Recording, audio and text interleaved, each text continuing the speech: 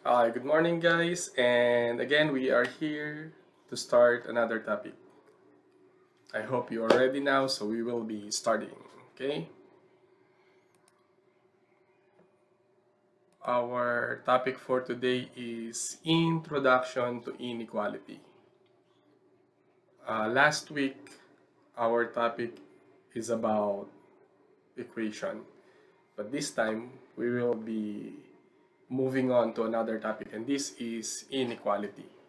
So let's start with this one. Again, let's start with our aim. After this lesson, you should be able to distinguish the difference between equation and inequality. So ano nga ba yung pagkakaiba natin pag pinag-uusapan po natin ay inequality at saka equation. So in this topic, we will be able to know the difference between those two. Number two, identify the representation of the different circles in inequality. So in this topic, may gagamitin pala tayong circles. Sir, anong circle yan? As we move along, we will be able to find out kung ano yan. Number 3, solve linear inequality in one variable. Sir, meron bang linear inequality in two variables? Meron po. In this topic, we will be focusing on linear inequality in one variable. At the same time, nakapag-solve tayo, we have to be able to graph that linear inequality. Okay? Let's start. Nagsimula pa lang po tayo, binabanggit na kaagad natin na ang topic natin ay yung inequality.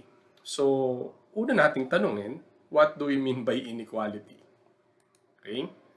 It is not balanced. So, pag sinabi nating inequality, hindi po siya balanse.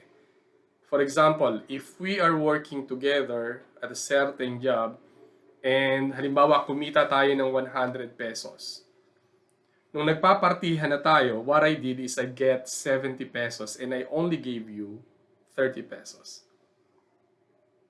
Normally, aangal yung kapartner ko. Bakit 70 sa akin, sa kanya 30 lang? But naangal, we have the same job, we work together, and yet, nung maghahatian na sa kinita, hindi pantay. There is an inequality, hindi balanse. Dahil hindi siya balanse, the equal sign no longer exists. It is no longer existent. Pag sinabi nating hindi na siya nag-exist, yung equal sign, hindi na siya equal. Remember this symbol? Not equal. Okay? Eh kung wala na siya, ano na mangyayari? It will be replaced by the inequality symbol. So meron tayong gagamitin ngayon, inequality. Kanina dun sa example na ibinigay ko, mas malaki yung nakuha ko. Mas maliit yung sayo, hindi na balanse, hindi na equal. So meron tayong symbol na gagamitin. Ito yon. Yung nakabukas sa'yo, sa harapan, ang tawag natin, greater than. At yun namang kabila, kung sa kabila naman nakabuka, this is less than. Yan basically yung pinaka-inequality symbol natin. Pero sabi nga dun sa commercial, but wait, there's more. Hindi natin siya i-confine sa dalawang yan. Ano nga ulit ito? Greater than at saka less than. Ano pa kung hindi pala yan? We will be also including eto. Uy, nagkaroon ng guhit. Kanina, eto lang, that is greater than. Ngayon, may guhit sa ilalim. Greater than pa rin, pero may guhit sa ilalim. Anong tawag dito? Greater than or equal to. So, pag may guhit sa ilalim, ang ibig sabihin, or equal to. Kung yung greater than ay nagkaroon, obviously, yung less than magkakaroon din ng guhit sa ilalim. Okay? And this is read as less than or equal to. This is the introduction of what is inequality. In this topic, when we are solving inequality, we will be using 4 symbols. Okay? Sir, ano po ba yung mga symbols na gagamitin natin? The greater than, the symbol that we will be using is this one. Please do take note of this one. The second one is what we call less than. Here is the symbol. Sa mga symbol natin, kung nasan yung pagkakabuka, yun yung mas malaki. So may value dito, mas malaki yung value na nandito kaysa dun sa nakaturo. Okay? In like manner, dito sa less than, mas malaki yung nasa left side kung magkakaroon ng number dito kaysa dito sa kanan. Basta kung nasan yung buka, yun yung mas malaki yung value. Greater than or equal to, ayan, yung may guhit natin, kinopya lang, ginuhitan sa ibaba. This is or equal to. Last but not the least, we have here now less than or equal to. Okay, let us use a number line para mas maliwanag po sa ating lahat. Ito yung number line. Familiar? Ito yung ginagamit natin. Ayan, zero, negative numbers, and positive numbers. All are integers. Using 0 as the reference, ito yung 0 po natin. Which part of the number line is larger in value? Alin daw ika yung mas malaki yung value natin? Hindi yung absolute value, kundi mismo yung halaga niya. Okay? Ito ba ang mga nandito or yung nandito? Let's find out. All the numbers at the right side na rin, ng 0, ayun, is always greater than the numbers in the left side. Asan ba yung left side ng 0? Eto. Okay? So, lahat daw na nandito, mas malaki kung 0 yung ating gagamiting reference compared dun sa nasa kaliwa niya. Therefore, pansinin natin, the example that I have written here is 7. Yung 7 natin, eto, in-circle ko na rin, is greater than saan? Kung nasa kanan siya, lahat nasa kaliwa, we are talking about the given here. Lahat nung nasa kaliwa niya. Siya na yung pinakamalaki dito sa visible na to, number line. Okay po? Ito yung magiging symbol natin. 7 is greater than, sabi ko sa inyo, kung saan nandun yung pagkakabuka, yun yung mas malaki yung value. Negative 6 to 6. So, pwede pong 7 greater than negative 6. 7 greater than negative 4. 7 greater than 6. As long as nasa kaliwa niya, mas malaki siya, yung value niya. Okay? That makes sense, guys? Okay, continue tayo. Let's have another example. In like manner, 1. Asan yung 1 natin? Tanggalin muna natin yung mga bilog dyan. Bilugan natin yung 1. Ayan. So, yung 1 daw, meron sa kanan at saka sa kaliwa niyang value. Okay, binilugan natin yung kaliwa. Bakit?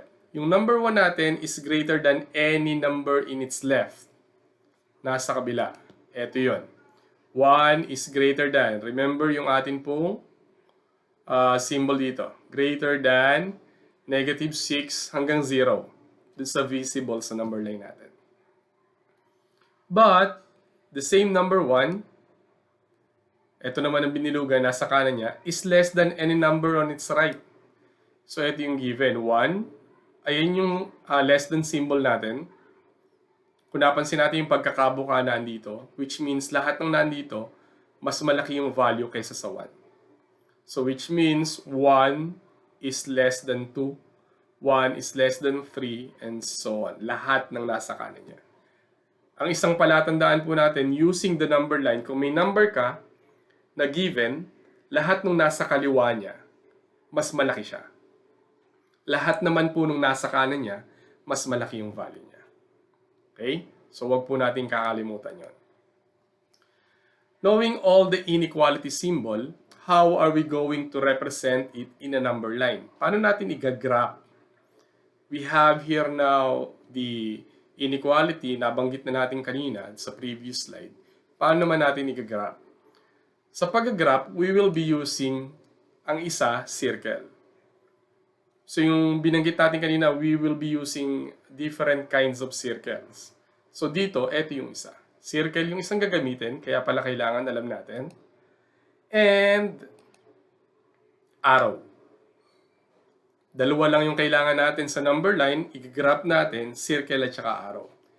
So siguro mas maganda, ipaliwanag natin kung ano yung kumakatawan sa kanila.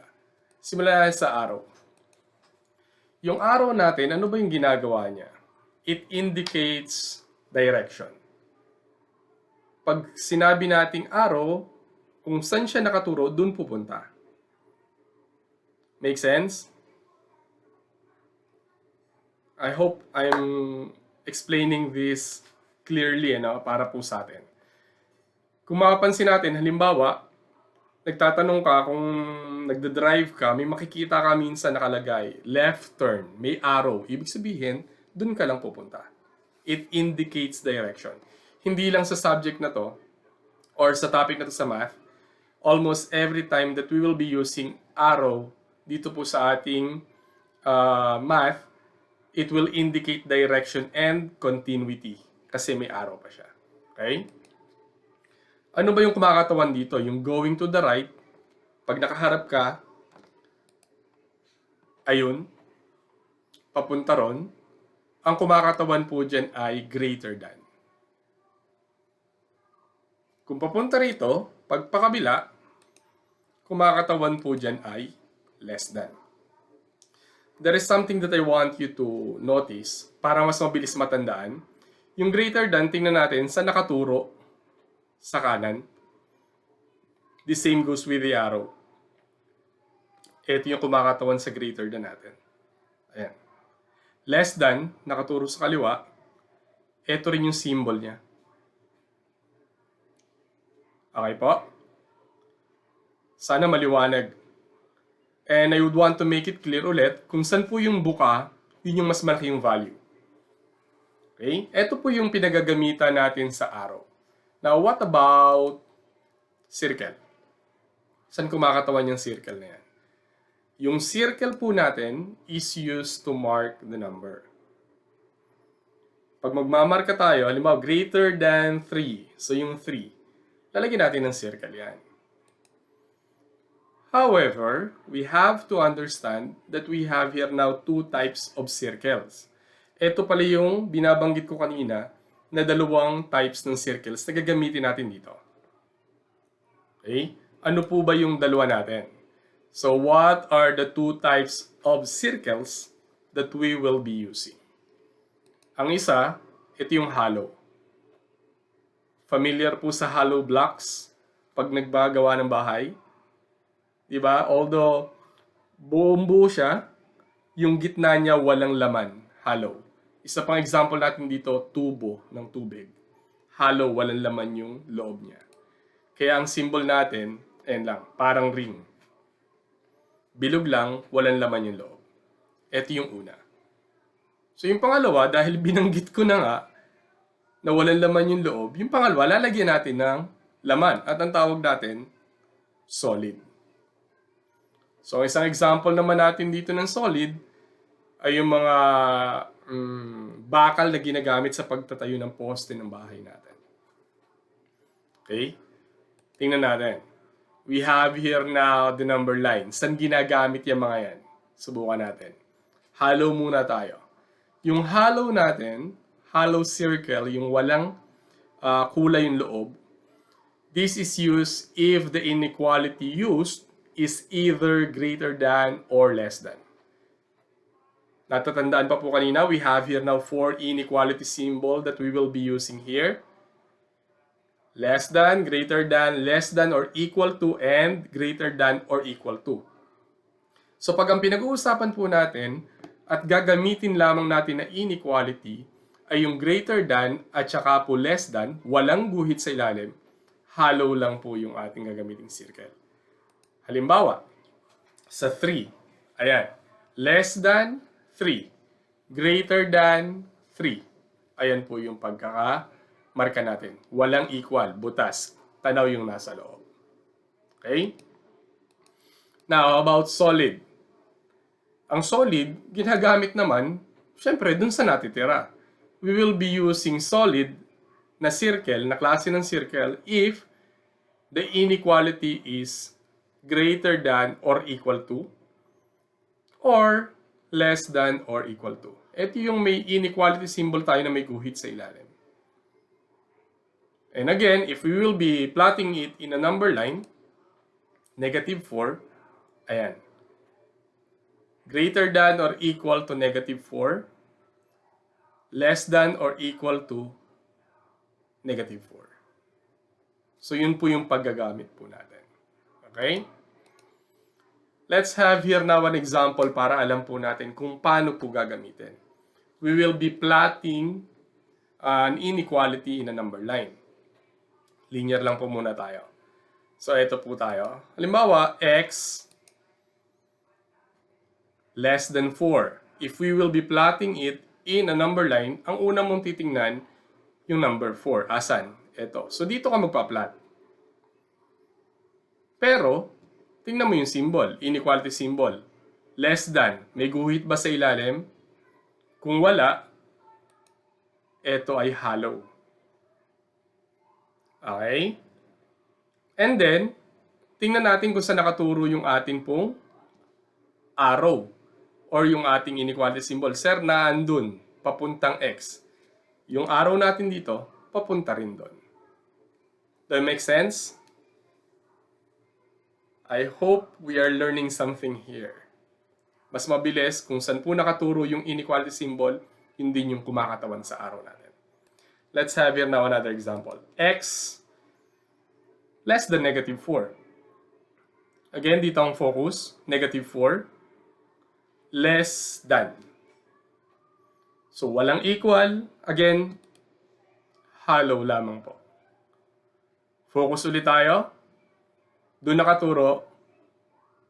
So, yung mismong arrow po natin, syempre, doon din tuturo. Okay? Another one. X, greater than or equal to negative 2. Bago mo puntahan yan, dito muna. Negative 2. Where is negative 2? There you go. Eto. Greater than, may guhit na sa ilalim, or equal to. Sa makatwid, hindi na siya hollow. Solid na siya. Okay po? Yun yung pinaka-importante munang gagawin. And then, focus ulit tayo. Doon nakaturo, papunta sa 2. So, papunta rin tayo dito. Okay? Ayun. We have here now our given. How about another one? X is less than or equal to 0. Asan yung 0? Ito.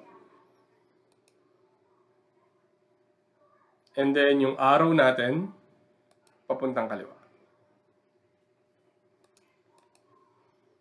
Okay, how can we determine if the given is a linear inequality or quadratic inequality? Kasi kanina, sinabi ko na kailangan ma-distinguish natin eh. Paano ba natin malalaman na linear inequality lang yan or quadratic inequality? Ang una, make sure that the given is already in the standard form. If not, change it first to the standard form. Pag linear, actually, hindi na eh. It's okay na wala na siya sa standard form. Kaya ko lang sinimulan dito in preparation para po sa quadratic inequality natin. Mamaya sa example natin, I also made one linear inequality na ginawa kong parang quadratic. Yung approach. We have to equate it first to 0, etc. Look for the degree of the inequality. Ano yung degree? Yung exponent natin. Yung pinakamataas na exponent. If the given is in degree 2, dalawa, squared, then it is quadratic inequality. Tandaan natin, yung inequality natin dito, yun yung may less than, greater than or equal to, and less than or equal to. If the degree is 1, it is linear inequality. Yung wala kayo nakikitang exponent. Okay? Ito example natin, linear inequality, x plus 7 greater than 0. Linear inequality yan. X less than or equal to 7. Sir, wala nakasulat na exponent, linear inequality. X minus 7 less than or equal to 0, still linear inequality. Ito yung mga examples po natin. Ang example natin ng quadratic inequality, x squared plus 6x plus 5 less than 0. The highest exponent, 2. quadratic inequality. By the way guys, I would want to make it clear, kung sakali ito lang yung nakita ninyo, tapos walang inequality symbol, hindi siya quadratic inequality. Nagiging quadratic inequality lang siya kapag ka degree 2 and present yung inequality symbol po natin. I hope you're getting it, okay? This is another example. The quantity of x plus 3 times the quantity of x minus 2 greater than or equal to 5. Sir, wala po ako nakikita na exponent na 2. That's correct. Kaya nga nakalagay dito, change it first to the standard form. Pag i-multiply mo ito, x times x, x squared na kaagad. So may mga time po na ganito yung given sa atin, and if we will be not be observant dun sa given po natin, akalain natin na linear inequality yan. Please be very careful, guys. X squared plus x minus 5 is greater than or equal to 5. X squared plus x minus 10 greater than or equal to 0. I hope you're getting the gist of this. Kapag po linear inequality, kahit anong gawin mo, the highest exponent that you will be seeing is 1. Wala kayong makikita. Automatic 1 yun. No? Sabi ko kasi, you will be seeing 1. Quadratic inequality natin, the highest exponent that you will be seeing is 2. Kahit hindi mo pa siya nakikita, as long as you simplify it and you convert this into the standard form, matik na to. Squared, quadratic inequality tayo. How to solve linear inequality in one variable and graph it. Okay. Yung una kong example dito, ang nasa isip ko kasi in preparation sa quadratic inequality. So, siguro discuss na rin po muna natin.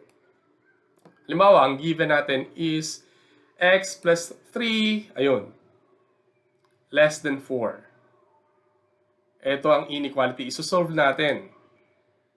Assume first that this is an equation and not an inequality. Asan nga yung inequality? Ayun. Pag in-assume natin na equation, magiging equals yan. Equate the given to 0, ibig sabihin, lilipat ito doon. Naging negative 4, tumawid ng equal sign. Simplify by combining like terms, 3 minus 4, and like signs, so we subtract their absolute value. That will be negative 1. And then, solve for the value of x. Ilipat mo lang sa kabila, x equals 1. At yung minus natin dito, papalitan natin ng original given, which is less than 1. Okay po? This is actually the step na susundan natin pagdating po natin sa quadratic equation. Okay? I-graph natin. Okay, ayun yung 1. Less than. Walang equal. Walang guhit sa ilalim. Ayun yung 1. Hollow. Tingnan natin yung ating symbol. Doon nakaturo. Sa makatwid, yung arrow po natin, doon din tuturo. I hope you're learning something here, guys. Let's have here now another example. Ito ay x plus 5 greater than or equal to 3. Dito sa pangalawang example ko, rekta na. Kasi linear inequality to, pwedeng direkta na. Tingnan natin. Ayan o. X, 3 minus 5. Magiging equal pa ba to? Itinawid ko lang sa kabila. Hindi na. Kasi ito po ay linear inequality.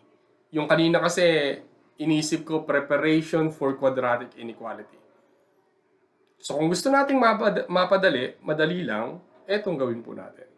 Solve lang tayo. Pagsuluhin natin sa kabilang side yung ating variable. And then, kung eto na po siya, pagsamahin natin. 3 minus 5, negative 2. Kinopya lang natin yung x greater than or equal. Ito na po yung mismo sagot natin. X is greater than or equal to negative 2. Let's try to graph it out. Asan yung negative 2? Ayun. Ano yung ating inequality symbol? May guhit sa ilalim. Sa mga tweed, solid. Sarado, walang butas. Negative 2, solid, sarado, walang butas. And then, look at the arrow. Ayun. Papunta tayo dito. Kanan. We have here now the graph of quadratic or linear inequality. Kung sakali naman po na yung graph ang given sa atin, lagi lang tayo magsisimula sa variable x, tapos tingnan natin yung direction. Dito ka lang titingin sa dulo. So x halimbawa, ayun. Okay, lagay mo na kagad kung ano yun. Tapos tingnan mo yung number. O negative 2. Sarado, lagyan mo ng guhit sa ilalim. It's just the reverse. Okay po? I hope you learned something from this topic. That is the introduction sa inequality natin. We will be having our discussion para po sa quadratic inequality. Kaya lang mas maiintindihan po natin yun kung alam natin yung introduction. I hope you learned something. Again, this is Sir Ian saying, learn more. Continue learning, guys. Good night.